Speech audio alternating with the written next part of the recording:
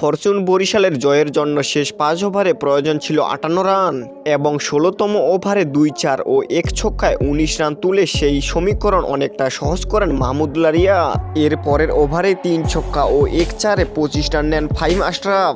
Middle অর্ডারে এই দুই ব্যাটারের এমন ঝড়ো ব্যাটিংয়ে 11 বল হাতে রেখে জয়ের বন্দরে পৌঁছে যায় ফরচুন বরিশাল।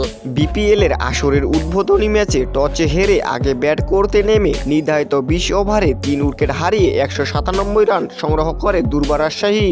এই রানের জবাবে খেলতে নেমে 19 ওভার 1 বলে 6 উইকেট হারিয়ে জয় নিশ্চিত করে ফরচুন বরিশাল। 197 রানের লক্ষ্য তাড়া করতে নেমে ফরচুন বরিশালের শুরুটা হয়েছে অনেকটা বাজে এবং ইনিংসের প্রথম বলই নাজমুল হোসেন শান্তকে লেগ বিফোরের ফাঁদে ফেলেন জিশান আলম। তবে সুবিধা করতে পারেনি আরেক ওপেনার তামিম ইকবালও।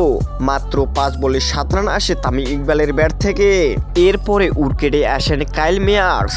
গত বিপিএলের দুর্দান্ত খেলা এই ক্যারিবিয়ান এবার শুরুর ম্যাচেই ব্যর্থ। 5 বলে 6 রান করা এই হার্ড হিটার ব্যাটারকে সাজঘরে ফিরিয়েছেন তাসকিন আহমেদ এবং 61 রানে 5 উইকেট হারানোর পর দলের হাল ধরেন মাহমুদুল্লাহ রিয়াদ এবং 26 বলে অপরাজিত থেকে 56 রান করেছেন মাহমুদুল্লাহ রিয়াদ। ফাহিমের ব্যাট থেকে এসেছে 21 বলে 54 রান এবং তাতেই জয়ের বন্দরে পৌঁছে যায় ফরচুন বরিশাল। তো দর্শক, বিপিএলের এবারের আসরের ফরচুন বরিশালের জয়টা আপনাদের কেমন লাগলো তা জানিয়ে দিন আমাদের ভিডিওর কমেন্ট বক্সে। চ্যানেলটিতে নতুন দর্শক হয়ে থাকলে অবশ্যই চ্যানেলটি সাবস্ক্রাইব করে পাশে থাকবেন। ধন্যবাদ।